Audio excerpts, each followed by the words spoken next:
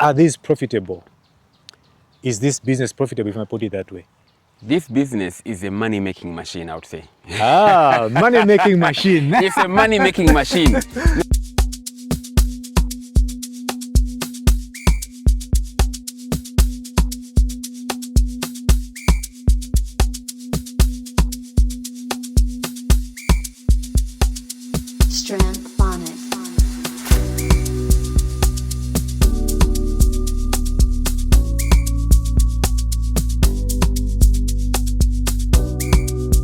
These, what are they called, you said? These are Sasso. Sasso chickens. Sasso C431. Okay. That's a breed. Wow. The other Sassos also that are whitish in color, they call them Sasso Sussex. Yeah. Usually meant for eggs. Do you think young people in Zambia should actually get into farming? Actually, I think young people are even delaying. You know, the fact is, we don't have jobs really available.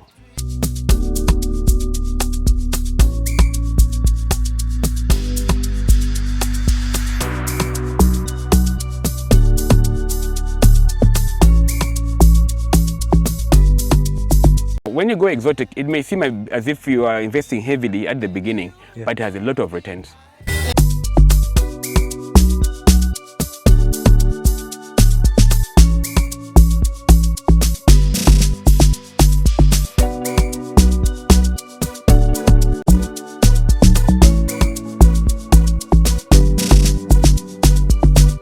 Okay, all right guys, welcome and welcome back to my YouTube channel. My name is Samson, the Roadman. And today we are actually in Namwala, Nico area. I think that's what it's called. So we're actually going to be interacting with one of the farmers here who is into mainly goat farming. And of course he has other ventures, that is actually other projects which he's actually undertaking at this particular farm. So yeah, let's get to find out from him. Hi.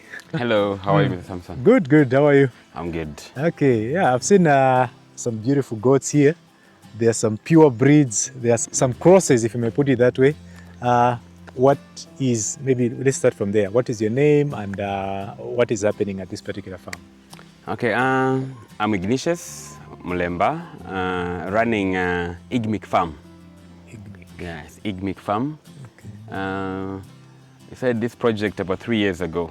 Okay. So it's still in its teething stage. Yeah. Though, of course, up to this point, I think it has given us a lot so far, I would say. A lot of experiences, you know, successes and challenges, everything else, yes.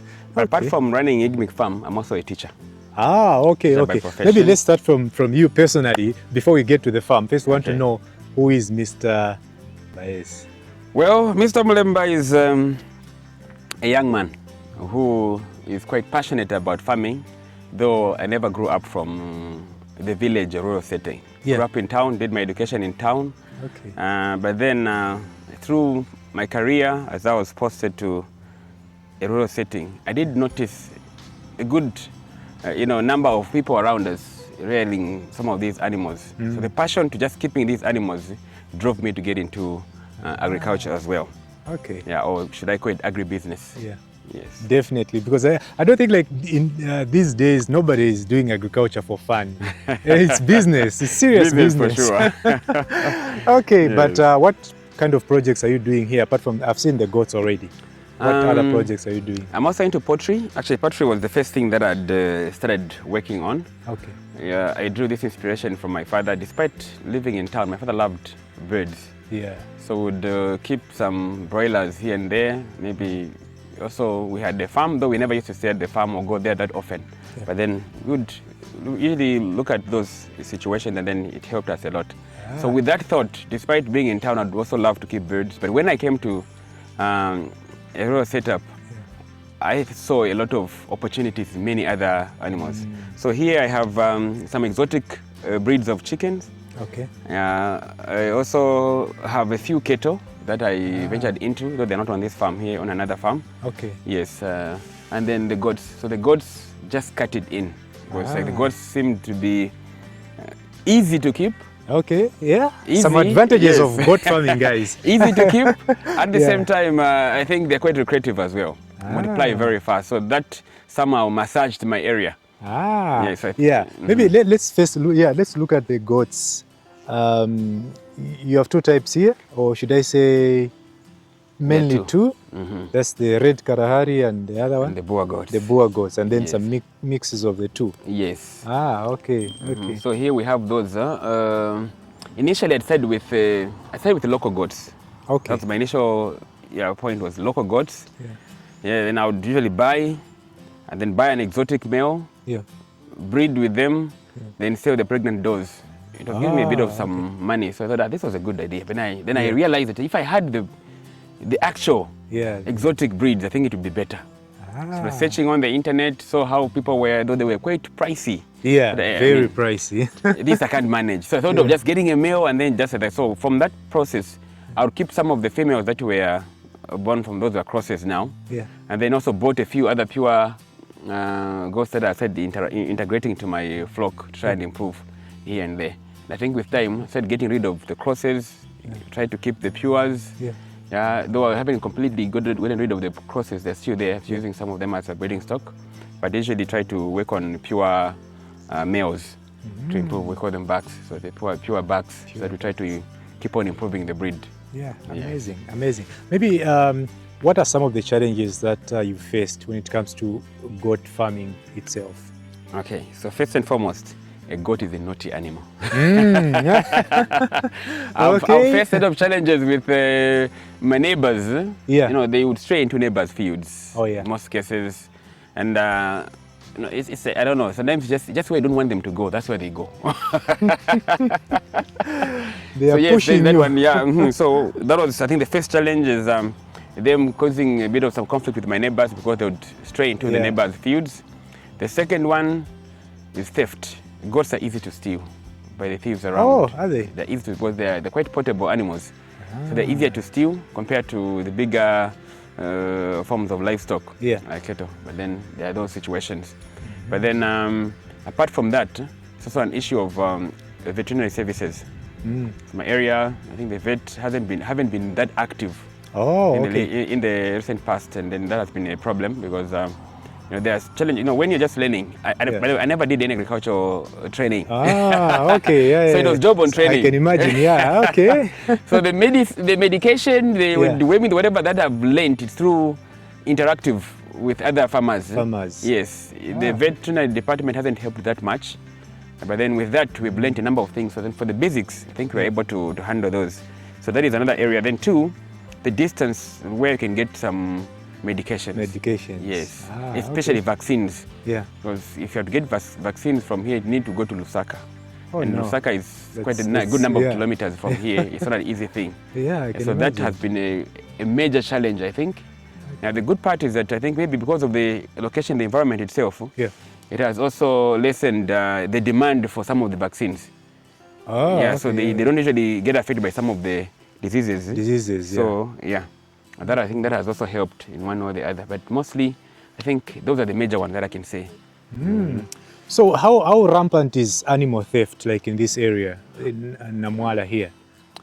Namwala is a hub of animal thieves, I might say, because most of them, you know, this area is mostly, you know, livestock. So they would steal mostly and then sell a bit distant from here or slaughter them. I think that one is quite there. Maybe what helps most of the farmers here is security aspects.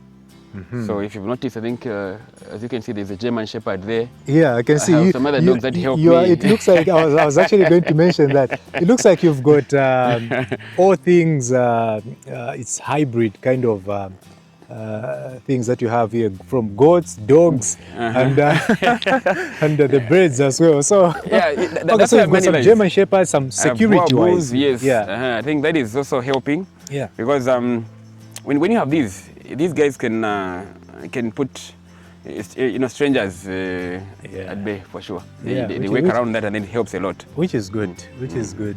Okay, so the birds that you have, have they given you any challenges at all? Of course, we are going to look at them. Yeah, we'll look at later, them. For the birds, usually the way we are secluded here, I think it's much better.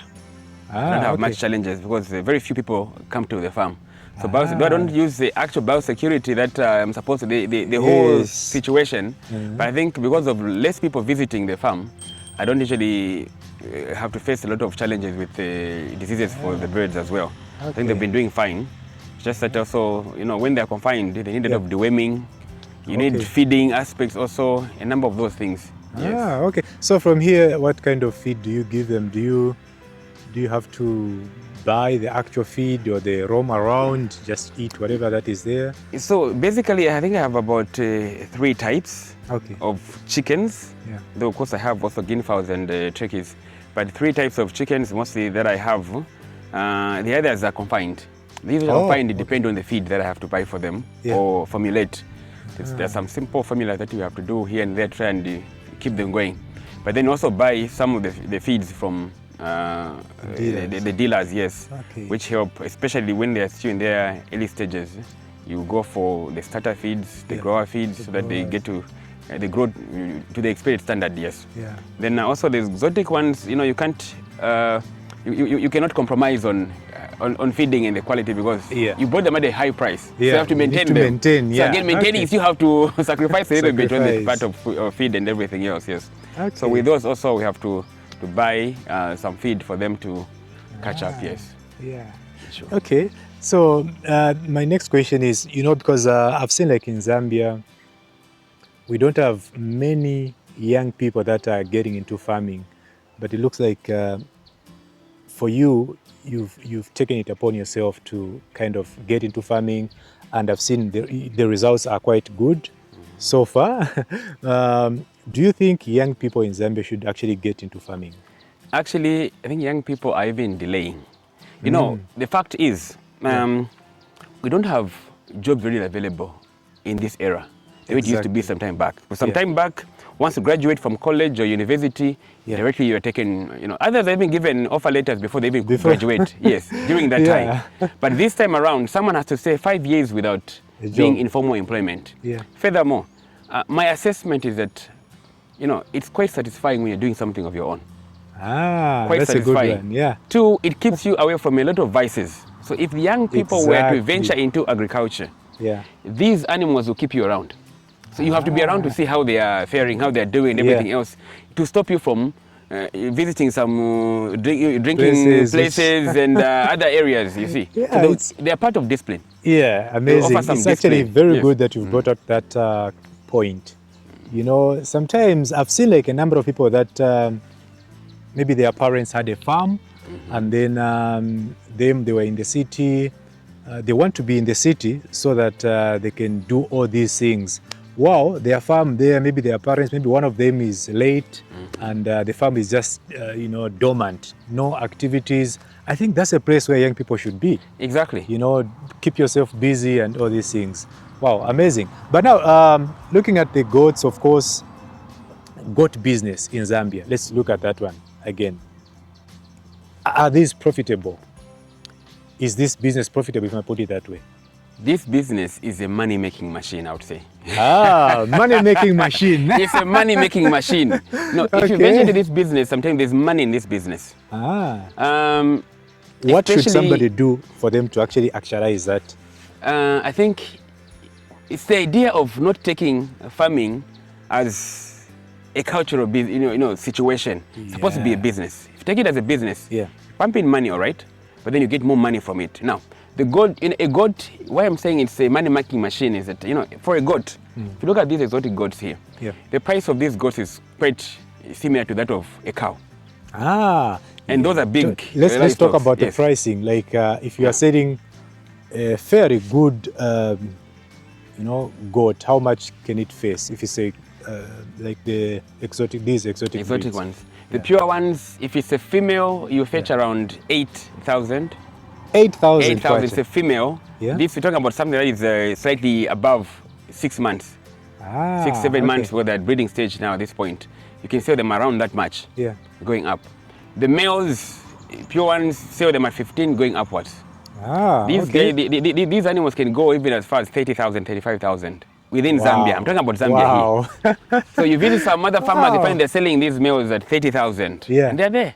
Wow. Yeah, they may look simple, small. So this is actually, a goat is more expensive than certain cows. Exactly. Ah, Exactly. wow. Exactly. Wow, okay, this is good. These are quite expensive when you go exotic way because you're going for breeding. Yeah. But then the other easier way also is when you go for the products, Yeah. like the meat product from the goats. You can still improve them by using the exotic ones and the local ones, and then they grow faster. You cross the two? Yes, you cross the two, okay. they'll grow faster, they'll give you returns quicker than when you just keep the locals alone. The locals take a bit of some time. The exotic ones for breeding, maybe you may not have a lot of people who want to breed, but when you go for the meat direction, it's plenty. People eat meat, goat meat. Yeah, actually, people crave for goat meat. It's not readily available. Yeah, So out there, if you get into that business, you always find a customer for it. So if you want to be selling on a daily, you can still be selling on a daily basis. So others go into value addition. It just depends. Because I was actually going to ask you, is there a market for goats like in Zambia? It's plenty. Wow. It's people plenty. are waiting there. There's People a market out there. Right now, as we are talking, Yeah. I do receive a lot of calls from our friends, the the Indian community. Yes, these guys, they're ever calling, do you have goats? I want 50 goats, I want 100 goats, male goats, castrated goats, this and that. They will come in and, what I've just noticed that you can't satisfy the business. The customer. Because, I've had that interaction. I've tried to look around who can try to help. Yeah. I'm unable to find people who can help me meet that. Yeah, maybe that's my next question, because if there's a market that is readily available out there, why is it that people are not getting into exotic goat farming? I think the fear is the pricing. The pricing. I remember when I started, I think when I would go let's on Facebook, find people who are selling goats, telling me this goat is costing 10,000 that time, 10,000. Hey, 10,000 a goat. A cow that time was around 3,500. Yeah. I mean, okay, how do I go for that? Then the local ones would say what, 150, 200 yes, kwacha. 200 kwacha. Then this one saying 10,000. Now others What's have that the mindset. difference? So that's they the don't thing. have, At that time I did not understand that also. But when I started getting into it, yeah, the very first sale that I made where I would buy an exotic one and then cross it with, then I would tell them, this is the male that has crossed these, so these are pregnant, I'm selling them at so much, at a high price. People would get them quickly. I realize there's money in these things. Yeah. So when you go exotic, it may seem as if you are investing heavily at the beginning, but it has a lot of returns. A goat, well-fed, well taken care of, a proper mature goat can give you twice in a year. Amazing. Though the basic one is 3 times in 2 years. That's what I think others have looked at because of these. Others leave them to recover and the like. But if you look at this, I think I have one goat that gave me 3 times in a year. I remember it's still here. I think it's still there. It didn't rest. No, it didn't rest. Okay. So maybe for somebody that wants to get into farming, specifically goat farming, what advice would you give them out there? The advice I would give is that do not hesitate. Start with whatever you have.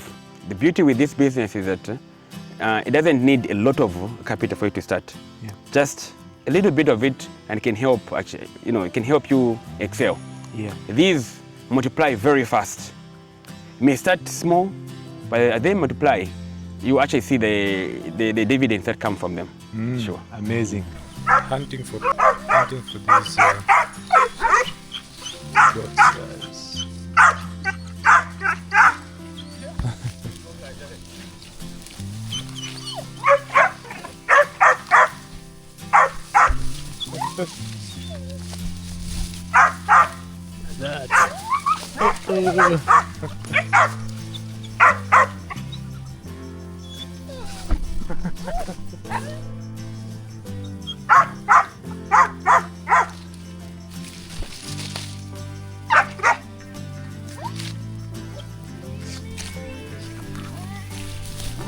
Daddy, aga.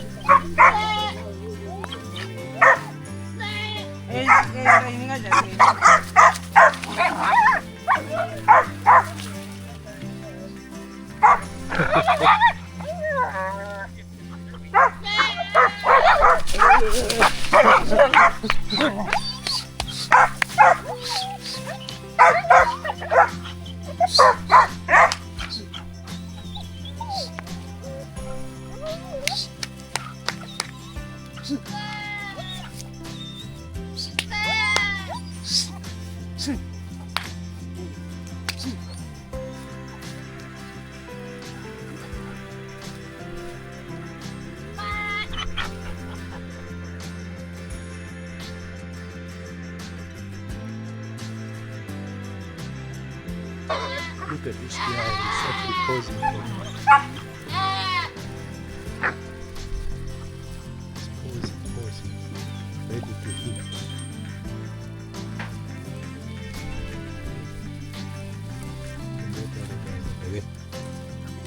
Very beautiful leaves.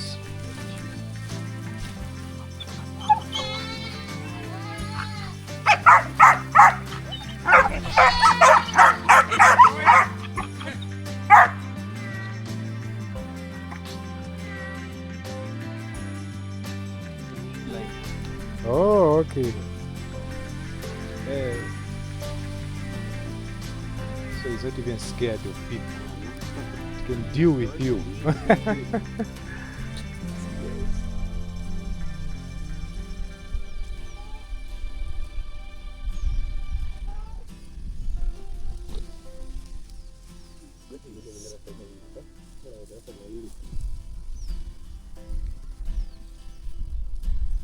Let's look at the birds which you have here. Okay. Okay. So here you're keeping some. Here we have some Brahma chickens. Okay. That mixed with some broilers. Yeah. In the meantime, I'm trying to clean up the other area there where they're supposed to be. Okay. The broilers. Ah. So this is the female. Okay. So here we have the Brahma chickens, the goat partridge. Yeah. Okay. Those So are the males. what about this one? This one is. This one is a just the cross to same. Brahma. Oh, Yes, this one. a cross to Brahma. So if you look at this one. Come here, boy. Okay. Wow. This These are one, big. Yeah. this one is a male. Okay. Goat partridge, yes. These guys are big, Very big, actually. very big. This is good for meat, but do It's good people for meat. eat? Or maybe they keep them for luxury. Well, usually for luxury, these are ornamental birds. Yeah, People love to just look at them and like. Because this guy costs about 2,500. 2,500 yes, kwacha. 2,500 kwacha. Just this one. Others they go as far as 3,500 kwacha, depending on how or who you found was doing the business. Otherwise, so this one is the one that is fathering some of these. this is a parent stock. So what I do when I hatch, I would say some day odds. Okay. Some day odds, yes. No cross. Is it called inbreeding or something like that? So far, nothing. I haven't, because these are all. I bought these when they were about 4 months old. Okay. Yeah. Apart from, wait, let me see. Oh, this guy is one I bought when he was already old. Okay. 2,500 kwacha. Yes, this one. These were at 4 months old. I'm getting them at 1,500 each with the females, the hens. Females. Yes, with the hens. Wow. So otherwise, these others here, these are broilers. The white, this one. These white ones. This one, yeah. Yeah, the white ones. Okay. These are broilers. What is it doing here? Is it it's these, outside. Yeah, it's outside the jurisdiction. Yeah. So these, I've grown them beyond the selling price that we have for meat. Okay. They are now a parent stock of their own. So they have their offsprings. I'll show you the offsprings. They are in the other area there. I've mixed them with others so they grow. I cross them with the Brahmas. You're doing an experiment here. Yes. So when they made with these, they give me what I call bromas. So broiler stroke Brahma. Yeah. They give us offsprings. I think you see some that side, yes. Okay. This is good. Then we have the turkeys. Turkey is also a very good source of meat. Yeah. As well as business-wise, they're also doing very fine. They are good. They're very good. There are people that want to buy People turkeys. love turkeys. I know we just see Thanksgiving in America or Europe, but I think people just enjoy eating the meat as well. Yeah, it's for the meat. It's for the meat, not just, yes. They're quite good. Okay, So amazing. Let's look at the other area offsprings of. Okay, so these are. So these are sassos. Yeah, the owners of this place. Okay. I just brought in these. These are the bromas now, these white ones with the feathers on the legs. Yes. Just brought these in so that, because I'm cleaning up the other area there. Yeah. To try and, separate the broilers to be alone. And do their business together with these bromas. Okay. Wow. Okay. So these what are they called, you said? These are sasso. Sasso chickens. Sasso C431. Okay. That's a breed. Wow. The other Sassos also that are whitish in color, they call them Sasso Sussex. Yeah. Usually meant for eggs, but these are meant for meat. You know, they're dual purpose. Oh, these are for meat. Meat and eggs. But usually, like, because if you look at them, I have one of the broilers here. It's there. Yeah, that one. Yeah. So the sizes are Looks similar. giant. Yes, they're big. So these, they move within the same pattern. Then these are the bromas. But in terms of eggs, okay, yeah, the white these ones. Are the bromas. Now, this is the offspring of the Brahmas and the broilers. Ah. These. As you can see, they have feathers on the legs. So there it works. Showing. It works. Wow. It works. It works. Okay. So these are the ones. Yeah. And then if you look at this, I want you to take a good look at those and these. This is the Brahma. Yes, this one. This is the Brahma. This is the Brahma. So the Brahmas grow faster than the Brahmas. Well, this is a combination of broilers and the Brahmas. Yeah. That one is pure Brahma. So now these grow faster. They are age mates, these. They So grow when faster. this one was like when these ones were hatched, like They the were white hatched one together. there, Together. same. Yes. So I got the eggs, okay. gave to incubating hen at the same time, and they were. Yeah. So then, but the difference is seen in terms of growth. So Yeah. broilers have that quick growth genetic aspect. Amazing. These take a bit of some time, but they still grow bigger with But time. now, do you think this one, the white one, the bromas now, the one you're calling Brahma, bromas, can it like produce eggs and? Yes, this one produce eggs and sit on the eggs. Nice. Produce eggs and sit on the eggs. There's in fact, there's one we left there. If you notice, there's one we left that side there. The white one. The cross one, yes. The cross. Look like this one, but a bit reddier than this one. Okay, yeah, I've seen those. Yeah. That one was because the red rooster and the broiler hen. Okay. That's how they come up. Yes, those they incubate their own eggs. Because the Brahmas incubate their own eggs. Yes. They don't have a problem. For the broilers, they have to learn. Because these initially they were meant for just meat. For just meat. Yes. Yeah. Okay. But now let's talk about this breed here. This breed, the sausage. Sasso. The Sasso. Yes. Yeah. So in this terms of breed- eggs, you said these ones are purely for meat. But they and also eggs. lay eggs. Yes. How? They are dual purpose actually. Okay. How so often these do they lay eggs? they're very good layers as well. Okay. Very good layers. Like for these, they've been laying eggs since November. They just rest a little bit, continue again, rest a little bit, continue, just like that. Otherwise, they're quite good. Then furthermore, they grow very fast. Oh, okay. That's They grow good. very fast because they have some genetic of broilers. And I'm told this breed was made in France, Okay. where they mix the local French chickens and the broilers, The broilers. which made them become very fast growers and very meaty as well, quite heavy. Yes, so the others call them red broilers. Yes, they call them Okay, I red see. broilers, yes. Okay, but this is good. These are very good. And these two, these are the cocks? These are the roosters, yes, The that roosters. run with them. These two. Okay. They run So with the eggs, I think you're going to become a very big farmer very soon. Because I mean, if you're looking, for example, if you were to buy an incubator, with this With type these, of yes. So these the farm actually would expand very fast. Very fast. okay. So these they lay eggs. Yeah. I say usually fertilized eggs Yeah. for my clients, so that they also have. On the price part, they're more expensive than the local indigenous chickens that we have. Yes, they're quite expensive because of the exotic aspect. Yeah. Yes. So even the eggs themselves, they are quite a bit on a higher side. Okay. Yes. I see. So even these, when it comes to poultry, Yeah. these give you money because every farmer would want to have them, Yeah. whether the eggs or themselves. Definitely. Yes, they lay because very big eggs as they grow Looking older. at where I'm staying, I think these are the chickens I would love to keep. Yeah. Instead of the ordinary local chicken. Because this one, like you have put it, it will give me eggs and meat. Yes. If I want something to eat, this is good. Okay. They're easier to keep Yeah. compared to the broilers themselves Yeah. because they can be on free range. And then they grow very fast. Within, the productive age is 5 months for these.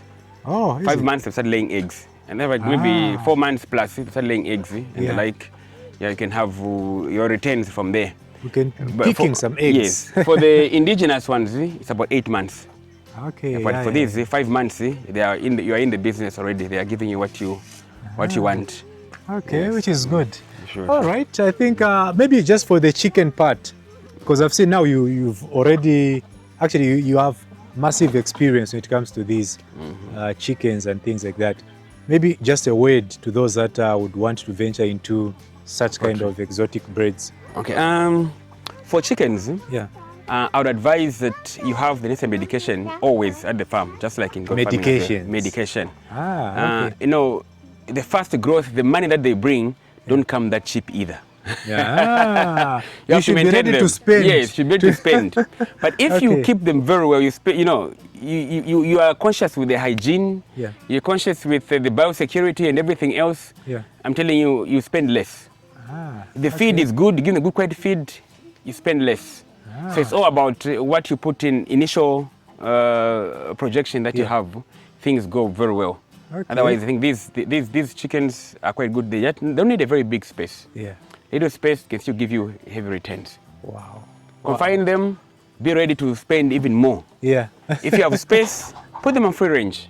And then you see they're going to actually build within a short time and spend less also even in terms of feeding them. Yes. Yeah. Okay, amazing. No, I think we are going to end our video from here today, guys. You've heard it for yourselves.